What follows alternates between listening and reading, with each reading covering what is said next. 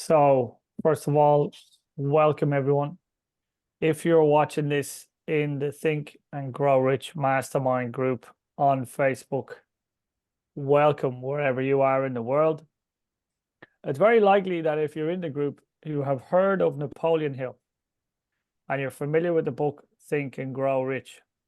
Now, I and Mark and Edith and a number of other people are admins in the group, and also several of the other members of people you may hear contribute on these masterminds as we go forward are moderators in the group.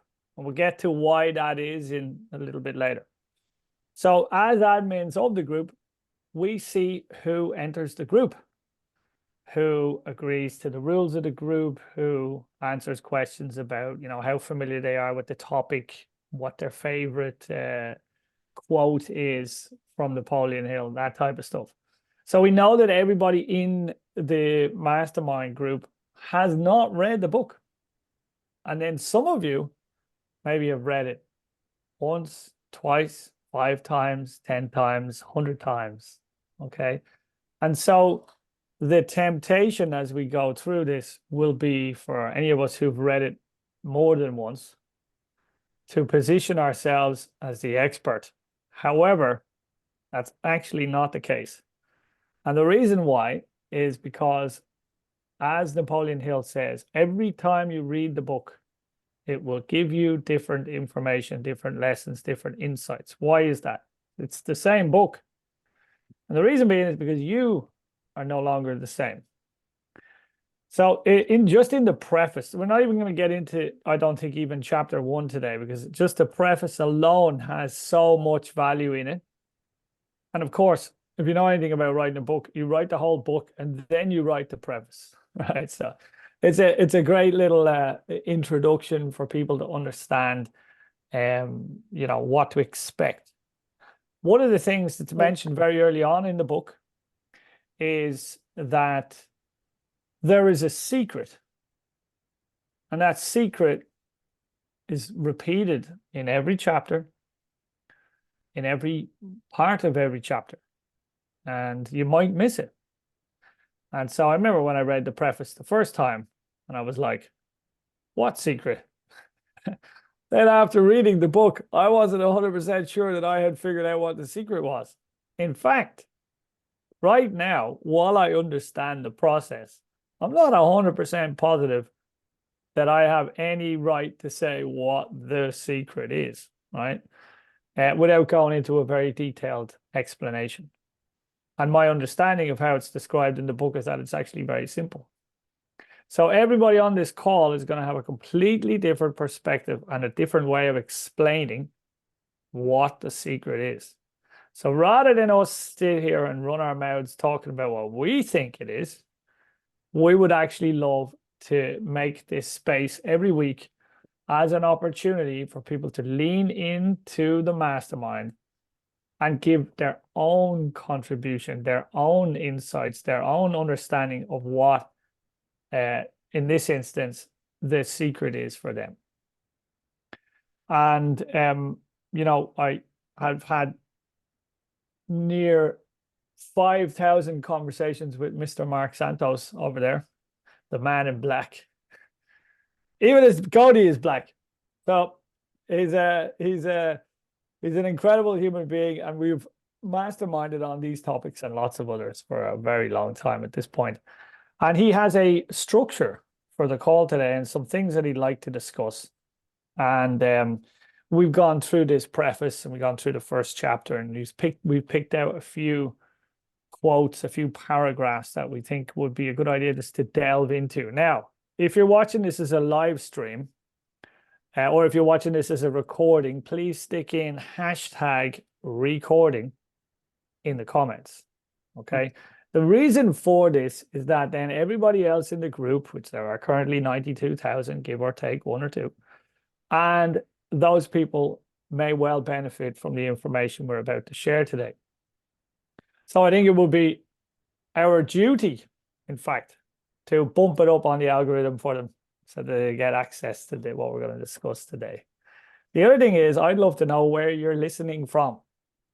So me, for example, I am in the east coast of Ireland, which is in the same time zone as Portugal and GMT and London, okay? Even though we're a bit west of them. And then Mark there is all the way over in British Columbia on the west coast, or close to the west coast of Canada. Now, I'd love to hear, well, now I'm looking at two beautiful faces here also. We have Valerie and we have Edith. And I wonder, ladies, where in the world are you guys? Where are you, Valerie? I'm from Nova Scotia, Canada, on the Is east that, coast of Canada. I'm on the other coast of Mark. is that where you are now? Is that where you live as well? Yeah. Yes. Yeah. Okay. Nice, nice. Yeah. And Edith, where are you at? Hello, everybody. I am in Toronto, Canada. So we got an Irish Outnumbered. Canadian connection here. All right. Well, my Irish are well used to it. So the reality here then is that we're in a already international mastermind space. And as fortune would have it, we have already, all four of us, been masterminding for a very long time. Now, some of us, I haven't seen you, Valerie, in a while. And so it's really nice to reconnect. And one of the beautiful things about masterminding, as all of you who are watching will soon realize, as you lean into this space, and perhaps even jump on Zoom with us here live, and maybe even lean in and contribute, unmute yourself, turn your camera on, and give us your insights about this book and the associated learnings, we'll have a chance to connect with us as well, to meet Valerie, to meet Mark, to meet Edith, to meet myself, and for more importantly, for us to meet you. It might be the case that you're in the same city as us, or one of us, or in the same area. It might be the case that you have been wondering for a very long time, where are all the people who are awake and interested in growing and learning together? Well, some of us are right here. And because it's a virtual space, you can jump into it from your sitting room or any other part of your house or wherever you please. And you'll be able to spend some of this time with us. So with that being said, I'm going to hand it over to Mark. Mark is going to, well, actually, I'll let Mark tell you what he's going to be doing. Yeah. Thank you, Lloyd. I think it would be worthwhile, just because this is the first time we're going live into the group and not everybody's going to be familiar with how we mastermind together. It'd be probably good to just sort of share a little bit of the framework and how to participate in the group. Normally we're doing this just inside of a Zoom meeting. So there's a chat that goes on obviously inside the Zoom meeting where you can share thoughts and ideas. You can raise your hand if you want to participate, share a comment live as well. And then ultimately we're looking for participation here from everybody. Now, obviously, which is, because with your participation, we all get the value of the insights from all of you, because we can all read these books and read the exact same paragraph and extract completely different information from it, right? So I think the value of really masterminding and the whole masterminding principle is to share that with each other. So now that we're doing live into the group, it'd be great if everybody that's listening in, if you can't jump onto the live call or you just simply don't want to, participate in the chat. Like the questions that we're putting out there, we'd really love to hear your insights. If you found the secret in the book, put it in there, or what you think it is. I mean, I think it's obviously subject to interpretation because it isn't explicitly said, but we'd love to hear what everybody has to think or what their perspective is on the secret itself, and anything else we discuss as well in the today and in coming weeks. So we'll start, like I said earlier, with the mastermind principles each week, and then we're going to bring up different. I'm going to bring up different sections in the book, and then I'd love to discuss that. We're going to, obviously read it, discuss it, and then get everybody's insights as to what they believe that chapter is. And if there's a particular section in the book that you would like to discuss, obviously Valerie, edit, please, type it in the chat or just raise your hand and we can discuss that as well. So we're not in a rush to go through this, right? We're going to continuously do this every week for into perpetuity, so at least that's the action plan right now. And so the bottom line is we're not in a rush to get through the book. We just want to extract the value and think together and grow rich together. Right. And actually one last point I'd like to make, Lloydo, and then I'll send it back to you and we can start the mastermind principles is, what are riches? Right? Like we're talking about wealth here, and there's, obviously a focus in the book in acquiring wealth in terms of monetary riches, but I think there's a lot more to riches, right, than just simply monetary. There's like, if you don't have your physical health, are you really rich, right? Or your mental health, right? So if your thought world's a mess, your emotions are a mess, like your family, etc. So there's a lot of important aspects to wealth beyond just the monetary riches. Although I think what our intention here is to focus in on really all wealth, but we legitimately, like, I'm passionate about helping everybody else get the monetary wealth as well. Because that idea of it being lonely at the top just sounds like it sucks. I want everybody, all 100,000 members of this group, to be at the top with us. All right. So Lloyd, back to you, and then we'll get started.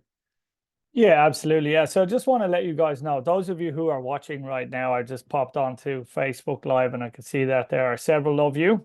So this is a good start. So here's what I would recommend you do. Go ahead and share this live stream on your personal page.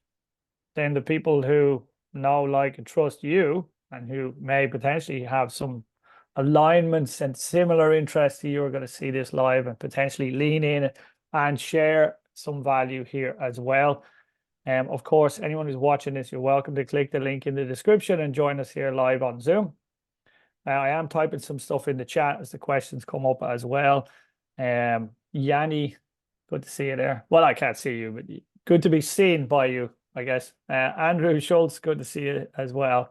So anyone else I'll see as you pop up if you're a friend of mine on Facebook. So everyone else who I haven't met yet, hello, I'm Lloyd. How's it going? So Mark, if you want to share the mastermind principles, maybe we'll take this order. We'll go Mark, myself, Valerie, and Edit, and we'll take turns. And this is typical at the beginning of a mastermind to do the mastermind principles. Why, you ask, is to get everybody on the same page, to bring everybody into the same vibration, to set an intention and clarify it so that we have expectation. We are centered and open and receptive to whatever may come. So with that being said, Mark, if you want to share the screen there whenever you are ready. Yeah, I'll share it in just a second too. I just want to also highlight, these are the Napoleon Hill Mastermind principles, but we also have a mission statement in Noble Goldman, which is the community that we're masterminding with here. And that we read at the end as well. So anyways, and then we'll do a rotation. Each of us can read a line, and then just give me a second here to share my screen. Can everybody see my screen there okay? All right. So Mr. Chambers, do you want to go first, and then Valerie, then Edit, and then back to me? We can do, yeah. I begin every mastermind meeting by reading these 7 mastermind principles. I release myself to the mastermind because I believe, because I am stronger when I have others to help me. I believe the combined intelligence of the mastermind creates a wisdom far beyond my own. I understand I understand that I will more easily create positive results in my life when I am open to looking at myself, my problems, and opportunities from another's point of view.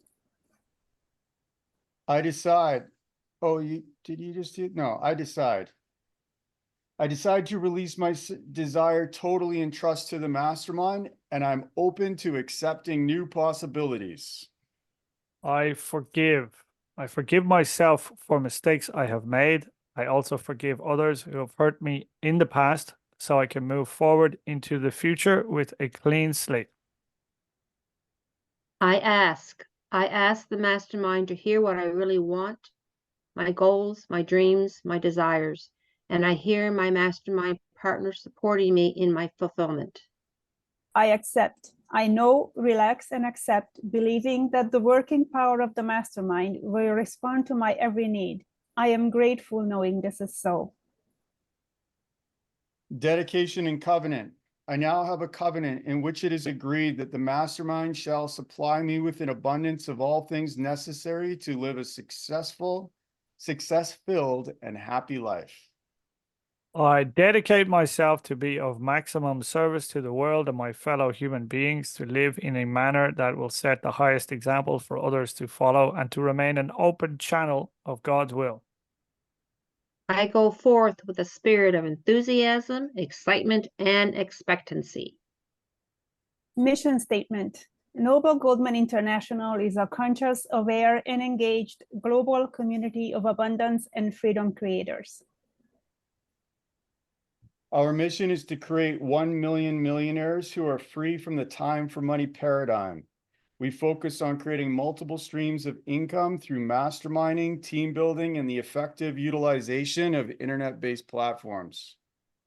The mastermind then becomes an opportunity for self-mastery, where the self-transcendent shift from the me to the we to the us occurs. As congruence and engagement increases, the world's consciousness is then raised, one meaningful and inspired relationship at a time. Beautiful. Beautiful. Thank you all. So I've prepared a couple of sections in the book, or a couple of images. And we've already discussed this one a little bit, but I just think it's worth mentioning here.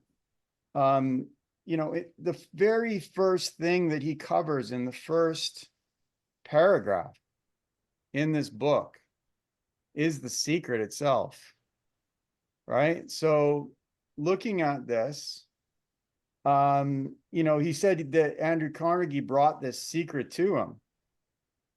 So I'm just curious, what does everybody think about this secret? Obviously, I think you've all read the book from beginning to end a few times. I'm just curious what your thoughts are on the secret. I'm still trying to figure it out myself. Yeah, it's definitely not easy. No, it's not. It's not. And yeah, as soon as I find I figured it out, it's like, no, I didn't. I'm back to square one. Excellent. Thank you, Valerie. Go ahead, You're Edit. welcome. Jump in. I think the secret is going to be personal for everybody. And it may also be unique to everybody. And this particular book, Think and Grow Rich, came into my life only about 7 years ago. And who brought it into my life was Bob Proctor. Mhm. And he was somebody who was studying this book for 60 years. And he definitely earned a substantial amount of financial abundance for himself studying this book. And he was also a very generous man. And he was always very uplifting with everyone. And I think the secret is, I don't know, should I give it away what I think the secret is? Well, yeah, it's all interpretation. So and again, yes, I'm only basing it basing this on not on my life, but on Bob's life, how I sort of got to know him and how he was when I was studying with him when he was alive. And because the way he was, you know, that the secret is the way of being. The secret is, pardon me, can you repeat that? A secret is a way of being. A way of being, yes. A way of being, yes. Because Bob was so generous. He was always so uplifting with everybody and very kind to everyone that he met. And he was just like that. So that was his way of being.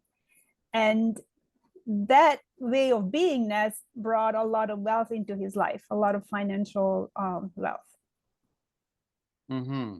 Which I also think that financial wealth is the ultimate freedom. That's the door ultimately to the ultimate freedom, you know, financial abundance. Because as Bob said, even if somebody is sick, is better to be sick when they have wealth. So, you know, it's to me, so that's what I think to me is, you know, that's the way of being, just how somebody is. Mm-hmm. Excellent. Thank you, Edith. Mr. Chambers, go ahead. I will share my thoughts last. Yeah, it's an interesting one. Well, first of all, I mentioned this last week for any of you who may have watched the video that we did last week, perhaps in the group. I mentioned that I came across Think and Grow Rich also as a result of Bob Proctor's work, particularly a program called Thinking into Results. And it's, you know, he mentions the book many times, and it's clear when he communicates in his videos and elsewhere in person that he carries the book with him everywhere.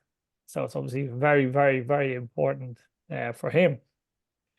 And when I first looked at it, my understanding of it was that this secret was the way that you think about things. And what do I mean by that? Is that you set an intention, and then you put your attention on your intention, and then you raise your level of expectation in that thing occurring to the point where it seems like it already has occurred. And then you think from the experience instead of the experience. That's my understanding of how the secret works. And that took a long time to form, I might add, and an awful lot of reading and a lot of practice. And I'm grateful that I've seen this take place in my own life many times at this point. However, what I didn't understand at that point was the level of emotion that is required, and the level of gratitude that's required in order to move mountains. So it's mentioned in the Bible and other places, you know, ask and ye shall receive. And that whole abracadabra, which I think, as far as I know, in Hebrew essentially means the same thing, which is ask the mountain to move and the mountain will move. It's to do with our level of belief that the mountain will move. So I think that, you know, my understanding of the secret is these particular individuals have understood that, and that the universe, or whatever it is we're currently in at the moment, or of at the moment, whatever it is exactly, I'm not fully sure, that it's spirit appearing as matter, but it's still essentially made of spirit.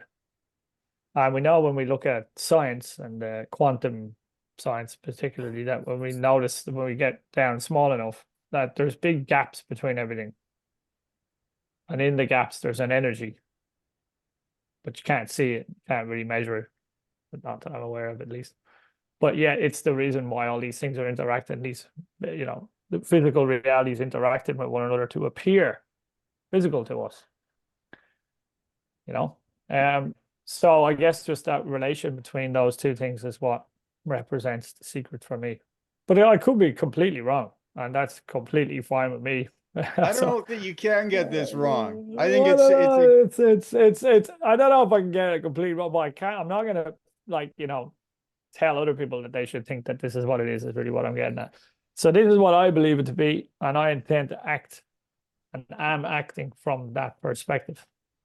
And so when things are going well for me, I know why they're going well for me. And when things are not going well for me, I'm also aware of why I have allowed to be the way that I'm thinking about things and what emotion I'm wrapped up in relation to that thing. And I Thank think you, Art. that's well, there's my contribution. We also have some beautiful people that have joined the call here. We have Wanda. Hello, Wanda. How are you doing? How are you? And then we also have Yanni. Hey, Yanni, how are you doing? So while we have you guys on the call, now you don't have to contribute, just so we're super clear, there's no expectation, but you're more than welcome to share what you think the secret is based on your own experience, your own study, and Thus so on. far, I should say, because I think if we use mastermind on this for the next coming weeks and months, it's likely going to change. But I'd love to hear what either Oh, yeah. Wanda or Yanni has to say. Yeah, let's go with you, Wanda, first, to give you the first opportunity, should you wish to take it. Sure, absolutely. Thank you. What's coming to me in the moment here is the secret is the mastermind. And the reason I'm saying that in the moment is because I remember part of the story of Andrew Carnegie in relation to his success was that he brought all of these steel companies and organizations together. And that's how he was able to, what would you call it, dominate the market and achieve the kind of success that he did. And they would meet and mastermind. And it's been said by many different people, including some of the people I'm sure in this room, that we can't do it alone. So I think that's the ultimate secret, the mastermind. Beautiful. Thank you, Wanda. Thank you. Yanni, are you inspired to share anything? Please go ahead.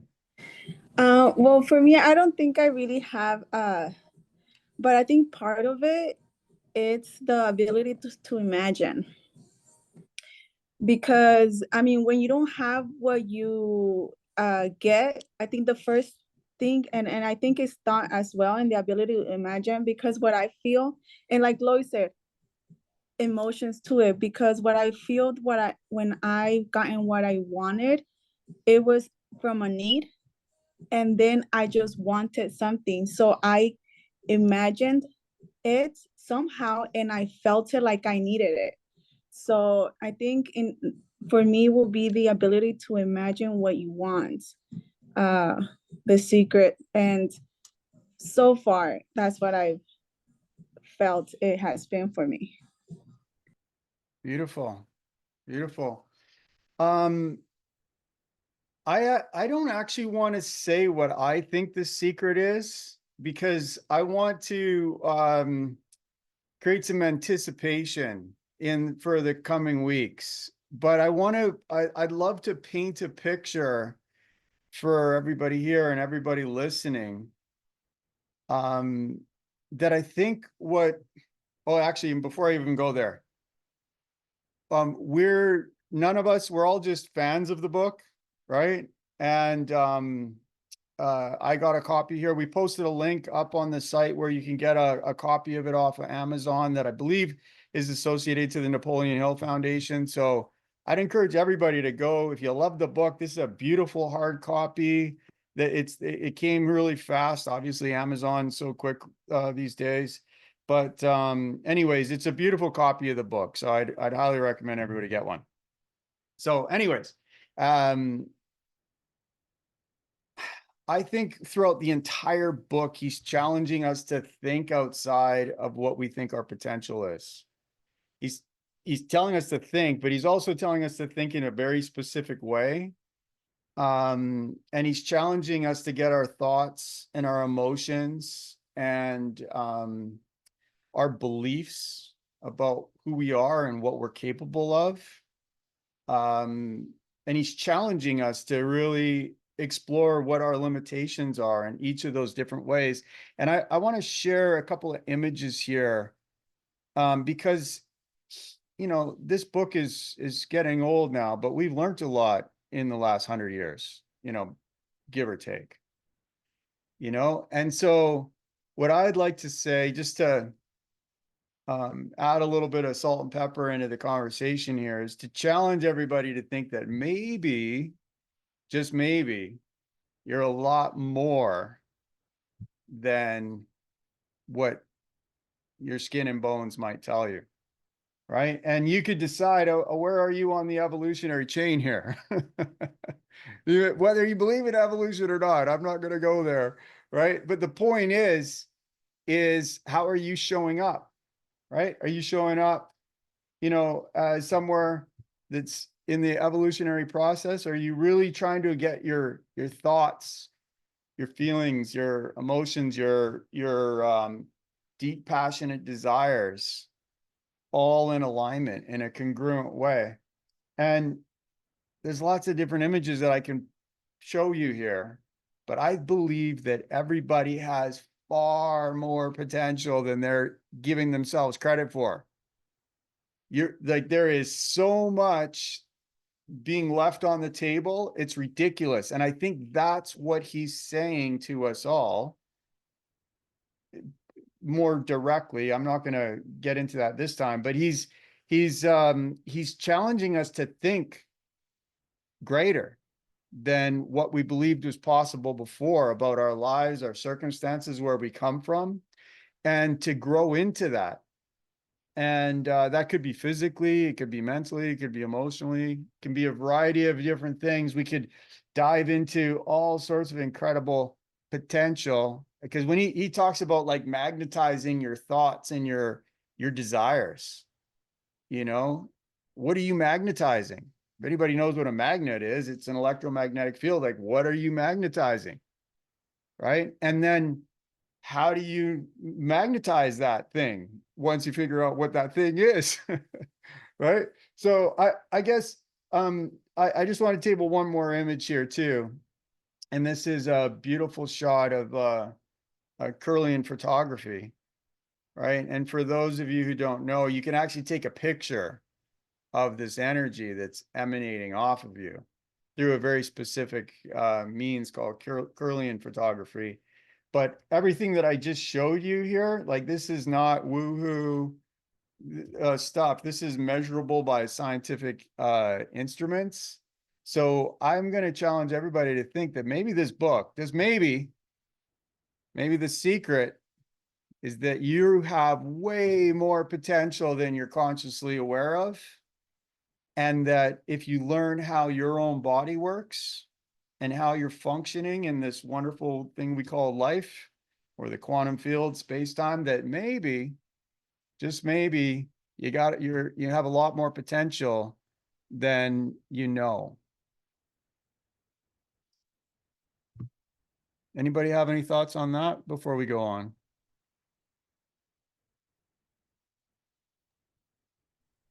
That's No? really interesting. Yeah, a couple of things.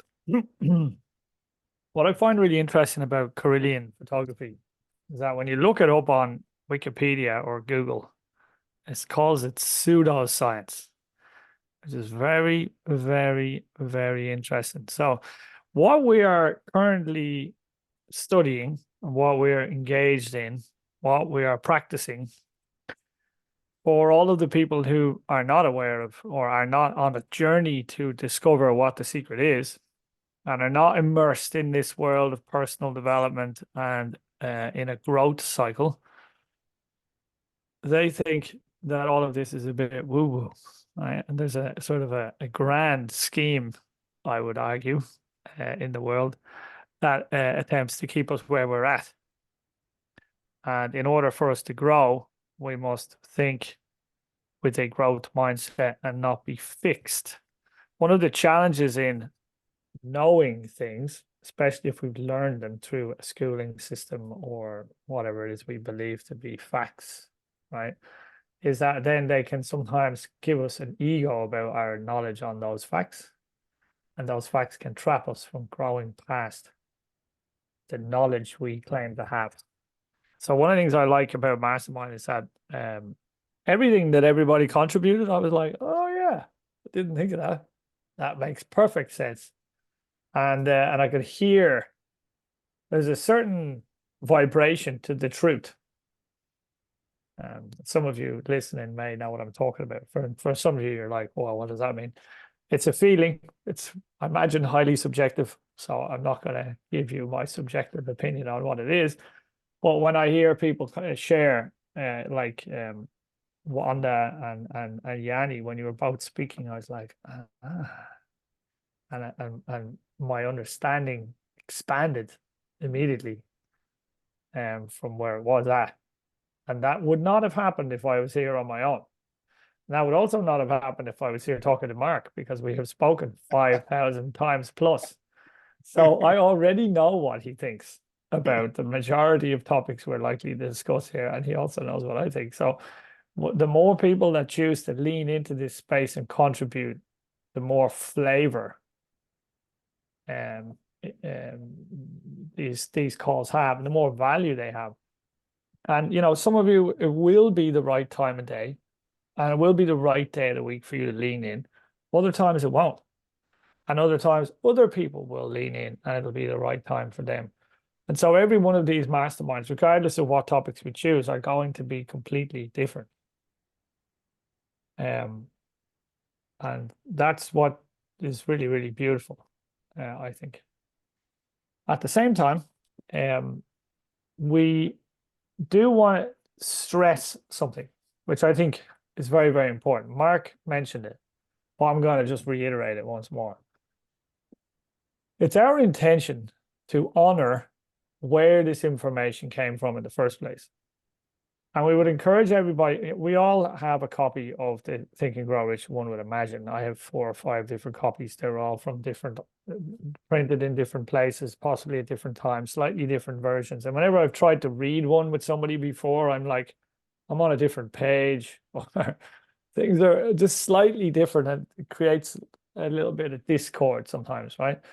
So what we're suggesting is that everybody purchase a hard copy via that link, or wherever you want to buy it on Amazon. Why is that? Number one, it supports the Napoleon Hill Foundation, which, to be quite honest, if they were not around, how proliferated would this material be in comparison? If they weren't around, I don't know, but I think they've had a huge part in proliferating this book around the world, and the opportunity for us to have bumped into it at some point in the past, and hence we're here.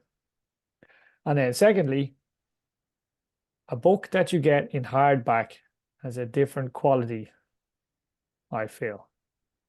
That's kind of like a Bible, right?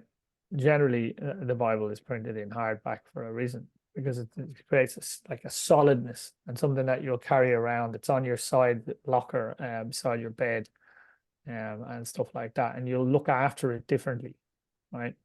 And so we encourage people to, obviously, you can find this online somewhere. You can download a PDF in a few seconds and it costs you nothing at all. But I would encourage you to go get the book for the reasons I have mentioned. Depending on where you are in the world, that may be a big investment or a tiny investment. But people who pay attention.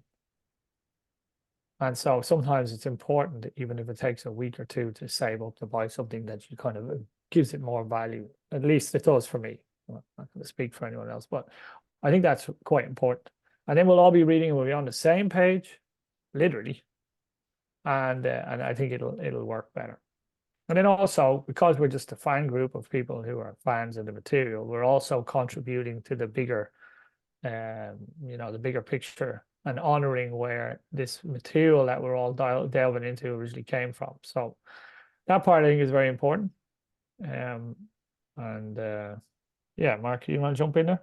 Yeah, please. I want to get back onto the topic here at hand. So you can see what I'm trying to do with this format, or what we're just really trying to explore what is going to be the best way to do this live, right? So I'd love for all of you to and anybody who wants to participate, come with a particular section in the book that you'd like to discuss. I'm obviously sharing screens and bringing up sections that I think are really powerful. And, chapter 1, the very beginning, the man who thought his way into a partnership with Thomas Edison.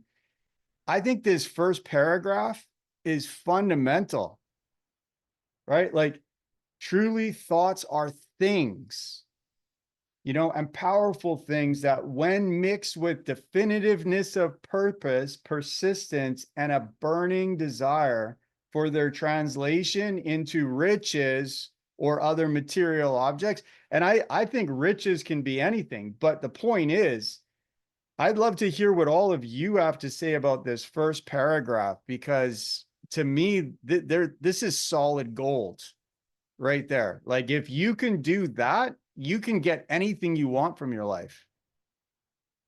So I'm really curious if anybody has anything that they would like to add, their own experiences, their stories, insights, whether or not you agree, disagree, whatever.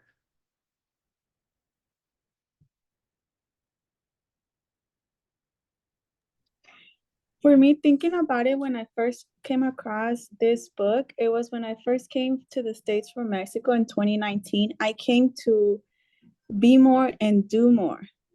But the thing is that I think there is in order for you to be able to acquire whatever you want. And when I had that thought, I came through this book, but I just read it once and I had it as a PDF. But it just felt like a lot of work, honestly, for me. And as I think from that time, then COVID happened, and I kind of shrank to it. But then I started doing what I felt was right for me. And I felt that's when I started living the thoughts. When COVID happened, I told myself, I came here for a reason, right? And one way or another, I still didn't understand how things were happening, but they were happening for me. So I think there's a way, an order, but I'm still trying to understand the order to be able to consciously do what I want to do. So that's where I'm at in my perspective. Awesome. Thank you for sharing, Yanni. Anybody else? Go ahead, Valerie. I see you're unmuted.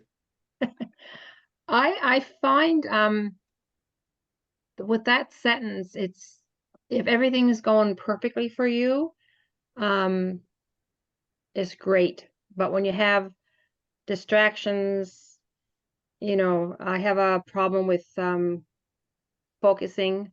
That kind of like that sentence, just in a perfect situation that can happen, but in a normal situation, it's very difficult for me anyways, because there are so many things that because right now my mother lives with me and she's 88, so that's another, not a distraction, but something that I have to deal with in a loving way, but it's just something else that I have to deal with. And my husband his health's not very good either, and so I think it's very difficult in that respect for people to I guess focus and kind of get rid of distractions, and so you can be persistent, you can have a definition of purpose, and a burning desire, because you can have a burning desire, but if other people have a burning desire to have your attention, then it makes it very difficult. But that's just my opinion, and that's what I get out of that. It's just it's not as I guess simple as what it says it is. It's definitely easier said than done. Yeah. Yeah, Exactly. without question, because life does get in the way. but I also think like this one section in here where it talks about burn and desire, right? That it's the burning desire that like gives you the motivation and the inspiration and everything to just like crush those obstacles that are in your way or do whatever, right? Mhm. But I appreciate like I got a long list of challenges too. So Yeah. so it like life happens. Exactly. But then this other one, persistence. But anyway, I could run my mouth an hour on this one, but I want to hear what you think. Wanda, please go ahead. Yeah, like I'm super excited about this. And I was first introduced to this book a little over 30 years ago, okay, roughly speaking. And I was living a life that wasn't very productive. And one day I just kind of woke up and said, wait a minute here.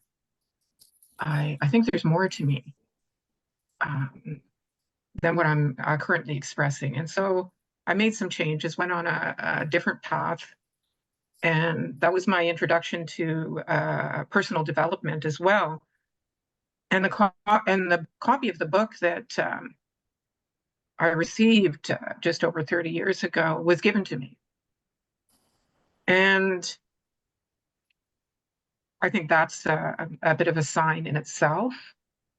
Something was, there was something about me where that person thought that, oh, like this book is going to have an impact on this person. And so they gave it to me as a gift. And so one of the things that I did back then was I decided that I wanted to have a better life. I decided that there were certain, things that I wanted for myself. I wanted to create a specific kind of lifestyle. And so I became a real estate agent. And that was I guess, the big connection in relation to the burning desire. And it was almost like I had blinders on. And when things came in that were, let's say, negative about what I was doing, oh, Wanda, you can't do that. You don't even have a car. Okay. You don't even have a driver's license. You have no money. Okay. And sometimes those thoughts, might have come from me. But at the time, none of that mattered. I just knew that I was going to do this. And I didn't know exactly how, but I was really, really determined. And so here I am 30 plus years later, and that's all coming back to me in a very inspiring kind of way, because I know what it feels to have that kind of desire. I can tap into it. And what happened as a result was that everything fell into place. Someone gave me a car to use until I got my own. I ran out of money. Somebody decided to give me X amount of dollars, I don't know, every couple of weeks or something like that, until I started making sales, and then I paid them back. And I was in this particular real estate organization I was a part of, I was held up as an example of how anybody can make it in this business. Like, I was just so determined. And there was so much that would point to it's not possible. And now when I think of what I'd like to accomplish now, and I think of who I was then and what I was up against then, I've grown a lot. It hasn't been easy. Someone, used the word easy. And most things are simple, but that doesn't mean that they're easy. And so it hasn't been easy. I've experienced a lot of like hard knocks, and one of those occurred while I was a real estate agent, and I interpreted that as I'm a failure, I'm a loser, and I kind of went downhill after that. And most of the things that I've done since then are because opportunities have just fallen in my lap, and so I decided, okay, I'll do that. Okay, I'll do that. But now I'm somewhere, that's why I'm excited about this, is because now I'm somewhere really, really different. And it's about me creating the outcome, not the outcome just coming to me and me saying, okay, well, I'll do that. I'll do that. That sounds good. That sounds good. No, I'm back to it's me creating the outcome. What does Wanda really want? And I do wholeheartedly believe that absolutely anything is possible. Because what I achieved back then proves that is so. And even some of the things that I've achieved along the way since then proves that that's so. And so, like, I'm really excited about this. Really, really, really excited. It's like, you know, I've been plugged into some electrical socket, and it's like, whoa, like, I get it. I'm exactly where I need to be, as I believe we all are. Thank you. Beautiful. Beautiful. Wanda, you just touched on some really great stuff. So thank you for sharing that, because I think we've all had that experience, or at least I know I have, which is you were talking there about that deep passionate desire and that definitiveness of purpose, right? And the persistence, like all the things that he lists there. And and you basically move mountains, right? Like you were moving mountains, and then you had to overcome that negative self-talk, right? Oh, I don't know what's going on here.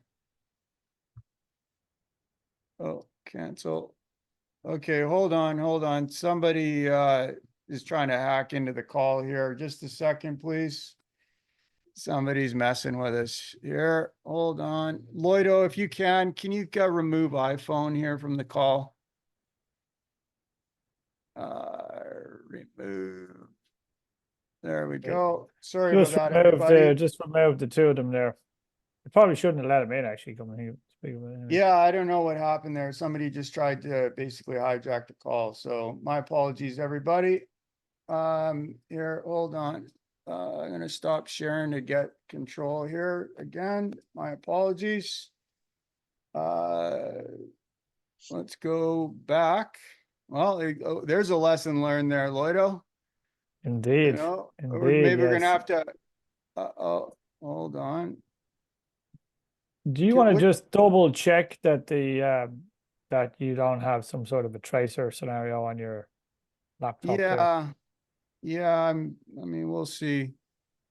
Because in the meantime, I can run the call for the moment. Yeah, if you want. please go ahead.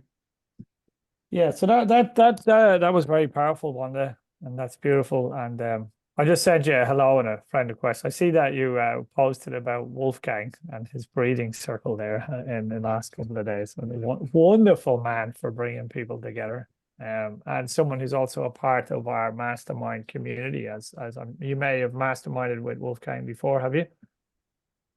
Yeah, and you know, this book and this material has touched the lives of so many people.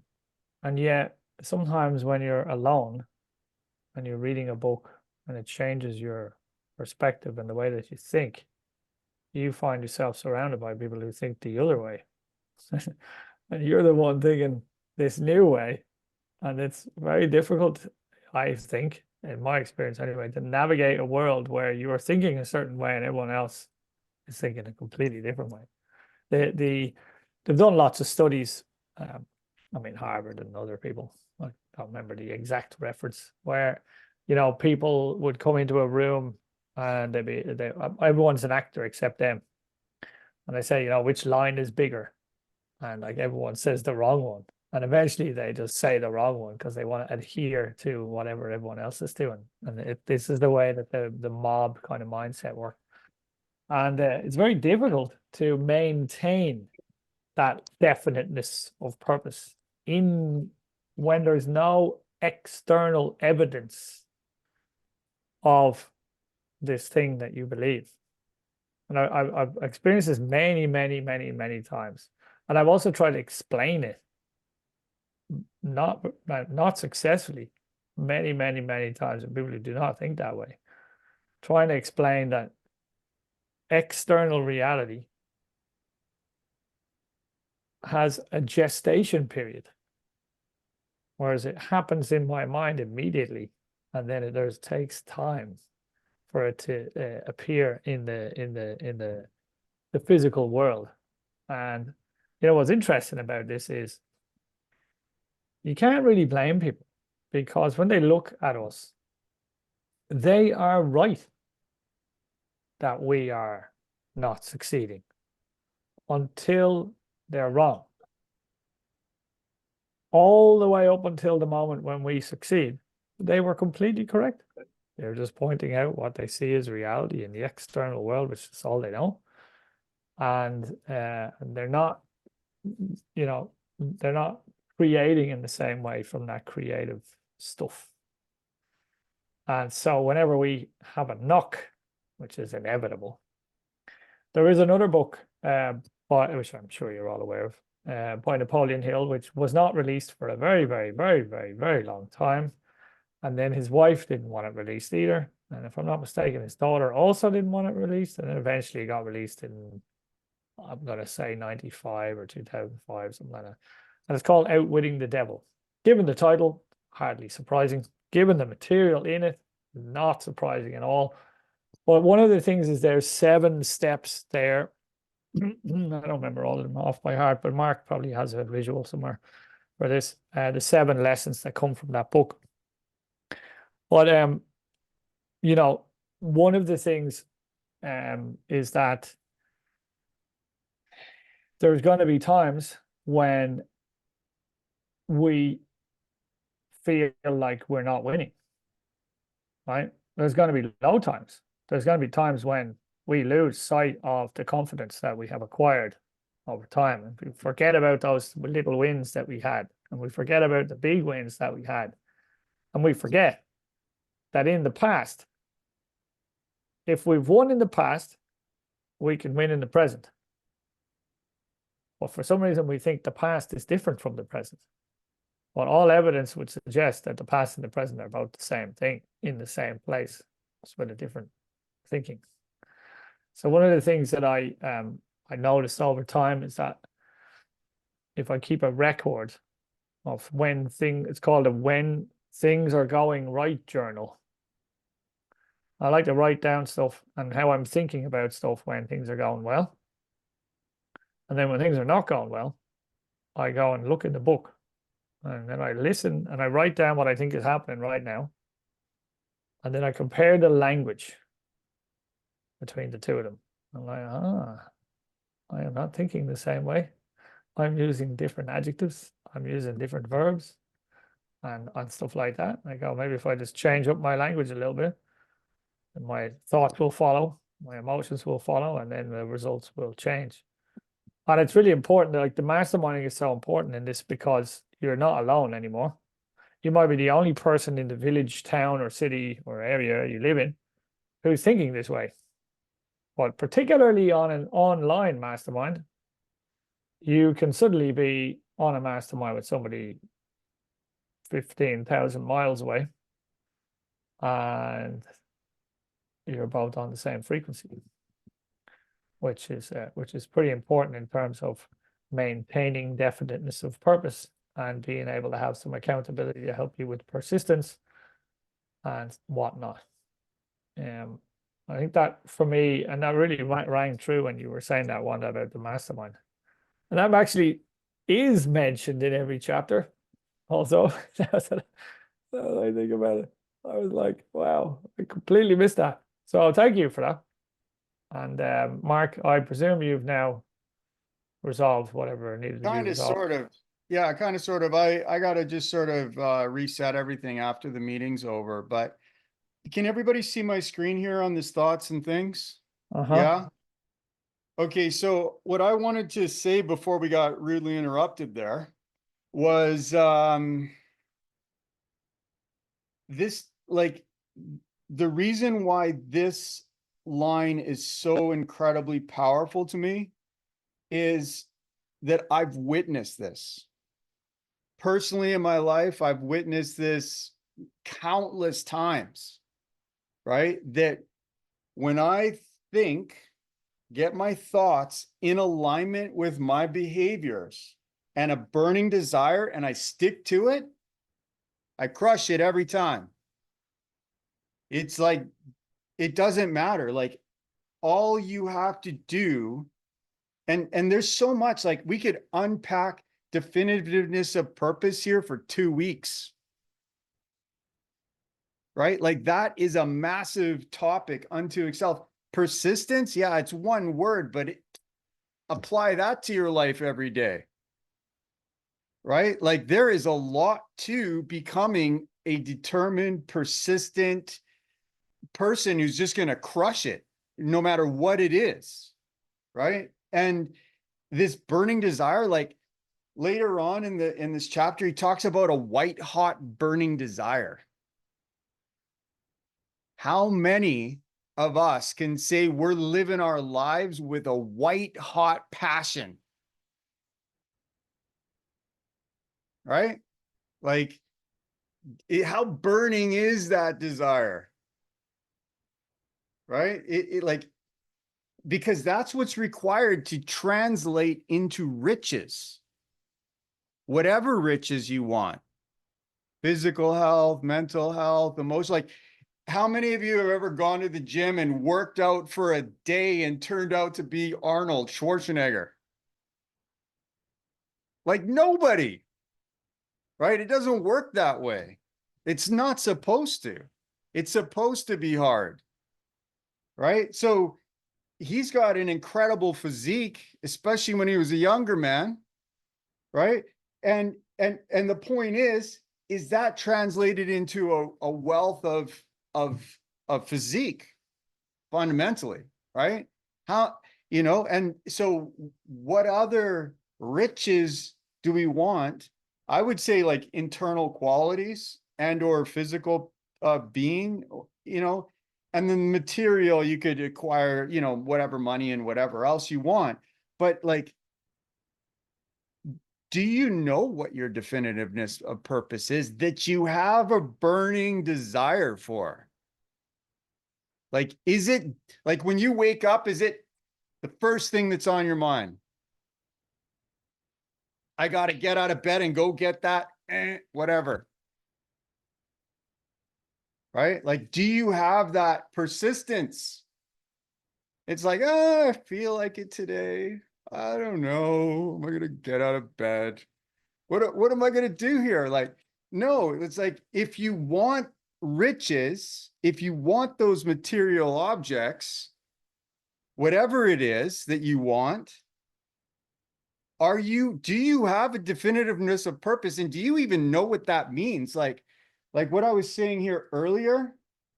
I put that graph got taken out. I apologize. I'll put it back up here in a second. But, like, the bottom line is like, that energetic field that's emanating around you, that we're like, does that field know that you have a burning desire for that thing?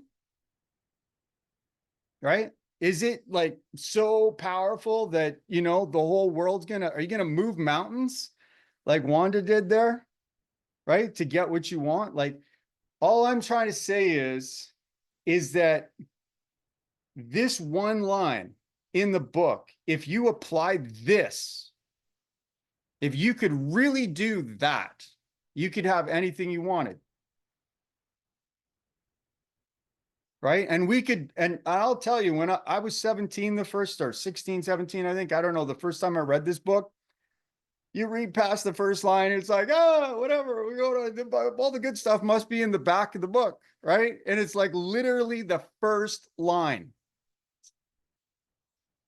So, in my experience, if you can't do the first line, and in truth, like, read the book 100 times if you need to, if you can't do the first line, like, just keep reading it. But this right here says it all, in my view. Like, there's a lot of, like, how do you get a definitiveness of purpose? We could, like I said, mastermind here on that for, like, months.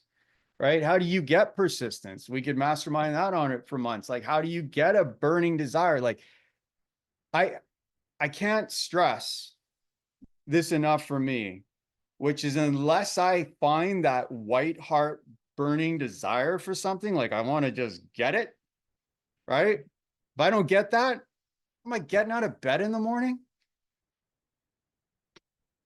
And I'm gonna do the Mr. Roboto off to the job or off to whatever, right? But like, if you want something, you gotta want it. And there's gonna be a million obstacles in the way. And what I've learned is pain is your friend. Because persistence is all about overcoming obstacles. And the pain is basically where you learn. Without the pain, there's no gain. Whether you're going to the gym and we're working out or, whatever it is, if you can't sit and grind through it, and you don't have persistence. All right. And Lloyd, sorry, you want to jump in? I could run my mouth for hours on this, just this one line, but please go ahead. Yeah, no, it's very, very powerful. It reminds me of Jim Carrey's interview on, I think it's the Tonight Show, maybe back in the day. And anyways, he said he used to go up to Mulholland Drive, which is where all the wealthy people live up in Hollywood, I would assume. Never been there, so I gotta assume that's where it is. And he used to watch, he'd sit in his car and he'd watch them driving out their big driveways, and he would imagine he was driving out in their car or a similar car out of those driveways to imagine it. And he had a check which he'd written for $3 million for acting services rendered, and he post-dated it Thanksgiving 1995. And this is a couple of years beforehand. And, it started to disintegrate his wallet because he had it there for a long time. And finally, 3 days before Thanksgiving 1995, he got 3 million exactly for Dumb and Dumber. And, he said, you can't just visualize and then go eat a sandwich. You have to visualize and then do the work that puts you in the right place, so that when opportunity comes, you are prepared for it and you are excelling in your craft at the moment when something comes to you. So, for example, I play the guitar and I sing and write music and stuff. I mainly do it in my own time. And from time to time, I get coerced into doing it on stage and stuff. But generally, it's for me, right? If I play every day for an hour, by 7 days in, I am a 10 times better guitarist and vocalist than I was a week prior. So, it's a good idea to be found in practice, right? And then competing. And this is the other thing, that there's a lot of people out there who don't like competition because they think it's negative. So like, oh, collaboration, cooperation, mutual aid, let's behave like mycelium and mushrooms and that type of thing, which is I'm completely on board with. However, when we compete with ourselves and we compete with whatever the benchmark is, and then we raise the standard and we compete against that, we find ourselves tuned to a much higher frequency in competence and excellence, so that when the opportunity comes back like a boomerang, we are so prepared for it when it comes. And I think that's really, really important, because otherwise the boomerang might catch you on the side of the head and knock you out. And then what are you going to do? Just lying there going, oh, I probably should have been prepared to catch that. And, that's not ideal. And then sometimes we start to then question ourselves around value. Is there a reason why I didn't catch it? Is it because my fingers don't work properly, or is it because I didn't prepare properly? So the thing is, I think that we should not find ourselves unprepared, I guess. And so one of the things that I believe masterminding provides, for me at least, is to get prepared together for opportunities when they present themselves. Because when they do, You don't want to be not the one who's not prepared. You sure as hell don't want to be with 5 people who are prepared and you're the one not prepared, and it passes you by and you see everyone else excel, and that does all sorts of stuff to your emotional state as well. While you might wish them well, you also wish you were with them, right? And so the growth that occurs in a mastermind, because we, maybe always have a different topic, people are in a different mood, there's different lunar cycles going on, energetic highs, energetic lows, but things are happening in people's lives, these world events are taking place, so it's always going to be different. And then every week if we're doing the work in between these calls, actually applying this information and not just using it as an educational interest. We go to school and we learn stuff for what? Like, I have yet to use trigonometry, for example, right? I mean, maybe I'll need it someday, who knows, but it's probably quite unlikely at this point. Well, I did learn it, right? But for what purpose? Okay, so here we're adults choosing to lean into a space. Why? Because we desire to get more clarity. We desire to get more in alignment. We desire to open ourselves up to the possibility that the universe was created solely for us to have this realization, individually and collectively. So we can identify that the heaven that we thought we were looking for is actually right here, and we've been here the whole time, kind of thing. And therein lies an opportunity. And as we prepare together, we can, was it the rising tide raises all boats, or something along those lines, and so we can all rise together. I definitely think it is easier when you have a bunch of people around you who want you to do well, wish you the best, support you when you're low, which is inevitable, applaud you when you're doing well, as opposed to trying to pull you back into the bucket the way crabs do, which is often the case out there. And then also, are open to the idea of, creating win-win scenarios down the road in some way, shape, or form. And maybe therein lies the power of the mastermind. Now, with that being said, I need to put my children to bed. So I'm going to go do that because it's late here. I was just going to say it's time to wrap up the call. We went about 15 minutes over, but before we do, I just wanted to give everybody else a chance to just add any finishing thoughts that you might have, or any takeaways that you might have gotten from the call today. Something that stuck out for you.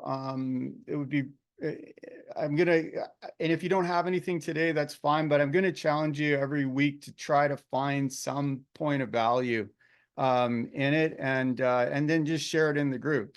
So does anybody have anything that they want to that sticks out for them today? For me, is that the burning desire will literally take any obstacles away if you focus on that desire of yours. Awesome. Thank you, Yanni. Anybody else? I think with mine, with what Lloyd just said, actually, you can't visualize and then go eat a sandwich. You have to do the work. So that really I like that one. I'm going to use that one. Yeah, that's a great one. You gotta do the work. I think what I've learned from masterminding is that a lot of times people either will get caught up in a couple of places. It's either they get lost in their emotions, their thoughts, and they never get to the action side of the equation, which is really common. Or the other one is they'll start something, right? And then they'll get lost in the thoughts and the emotions afterwards. And then they're not able to come back and create that consistency afterwards. So finding that balance in that is definitely the art. And that's why we're all learning how to think together here. So we can grow rich in all the different ways that we want. So thank you, Valerie. That's a beautiful one. Wanda, you wanted to add one too, please. Yeah, what comes to my mind in the moment here is the vision I have is big. So I don't know all the steps that will be required. I don't know who the people are that will work with me to make this happen. There's a lot I just don't know. But what I know I can do is I can sit every day, and I've done this, and it would just kind of happen to automatic. I was talking to somebody about one aspect of what I was wanting to do, and that was to build an affordable housing option. And in my mind, I saw myself being filmed by media. I saw myself interacting with various politicians and other people that would help bring this project together. Like, I just saw it all, like it was happening. Now, how is it actually going to happen? Like, how am I going to meet these people, engage them in a way that they're going to want to meet with me and all of that? I don't know, but I could see it all. And that's just one aspect of what I'm wanting to create. So, and the more I think about it, the more that comes to me. And I'm not thinking about how I can't do it. I'm thinking about how is it possible? Like, you know, like, and I don't know. Like, I don't know all the answers. But I think that there's something in the idea of just sitting down and seeing it play in your mind like a movie, where you're doing those things that you dream of, that are a part of your desire, and you just play it out in your mind like a movie. And I think that that in itself is part of what attracts or what creates the energy in relation to let's say who I'm being when I'm out there in the world, that then causes people to come up to me and say, hey, right? Did you ever think about this? Did you ever think about that? How would you like to be a part of this? And it seems almost as if it's by magic. But I've created that energy in my being, I believe, as a result of imagining it in my mind and playing it in my mind like a movie. I can see myself shaking the hands of these people. I can see the project in physical form. You know, this is where the homes are going to be positioned. This is what's going to happen here. This is what's going to happen over there. This is how all the people involved are going to benefit. But I'm not there yet, but I can see it. And I think that for me is coming through as a big clue in relation to how to make it all happen, is to imagine it in my mind like a movie. And I just did it automatically. I didn't think, oh, I'm going to do this. I was speaking to someone about this project, and all of a sudden I just started seeing it in my mind. Just like that. Beautiful. So I'm going to do more of that. Yeah, I'm going to do more of that. Yeah, I like to think of it like dancing, right? You got the music going, you got to move your body, you got to move with your partner, right? Like there's a lot of things going on all at the same time. But when you get it right, does feel like magic, right? It's not really magic, but it feels like magic because everything just falls into place just right in that moment, you know? So that's kind of, yeah, that's beautiful. How about you, Edit? What did you take away from today? This quote from this particular chapter: the starting point of all achievement is desire. Keep this constantly in mind. Weak desire brings weak results, just as a small fire makes a small amount of heat. And why I bring this up, because Mark and myself, I started masterminding 8 years ago, and then you and I started masterminding 7 years ago, and we're still going, and the desire is still there to keep going. And I don't think it's like white hot burning desire, but it is persistent. It is a persisting desire. So it's constantly there. And even though we didn't really talk about this today, but that's what was going constantly through my head during this particular call here today. Awesome. So, thank you. Yeah. Thank you. Well, all I can say is I'm really appreciative that you all took the time to be here, and I hope you can join us every week, because there's so much in this book to unpack. And we literally just covered a couple of sentences, and but I think there's going to be a lot of value when we add some persistence, right, and get some consistency in this. And what I kind of really want to just leave everybody listening in, and everybody here, everybody watching the recording, whatever, like, with a question, like, do you genuinely and authentically have a definitive purpose, something that you really, really want, like something that's clear, that's congruent with your morals, your values, your beliefs? Like, do you know what that thing is? Like, in your physical health, in your mental health, with your relationships, your family, friends, romance, intimacy, your finances, your career. Like, have you written it down?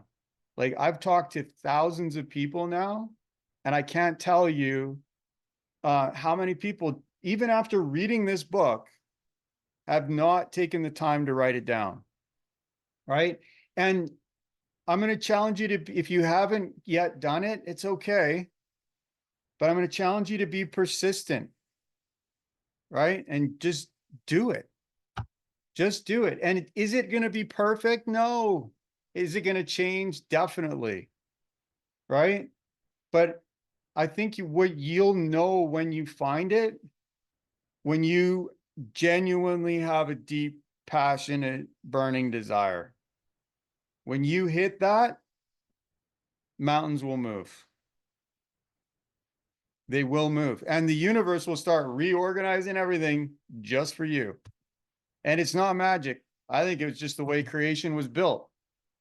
Is that if you understand how you function, how your systems work, and how you're interacting with everything else going on around you, if you really get that, it's not magic, right? In my view, it's not magic. It's just how we're built. Right? And if you might have the most incredible supercar in the world, right? But if you got a blindfold on, right, and and you've never driven a car before, right, and you have no idea even how to turn it on, it's not going to be, racing around the track and, putting up gold medals, right? You got to learn how to drive this thing. And that's what this mastermind is going to be all about, because we're going to learn to think and get whatever riches you desire. Okay. So I'm excited. Thank you, ladies, for being here and taking the time. Thank you, everybody who's listening in. I hope you got some value from the call. And I'd like to just wrap it up on, put in the comments down below what you took away from the call today. Right? What stuck out to you, if anything? And if you think we missed something, put that in there too. Because I'd love to learn myself. So anyways, that's why we're masterminding. So have an incredible week, everybody. Thank you all for being here. And we'll see you next week, hopefully. Yeah. Thanks, Mark. Thank you. Thank you. Take care and Nice join seeing us you next again. week. You too. care. Bye. Nice to see everyone.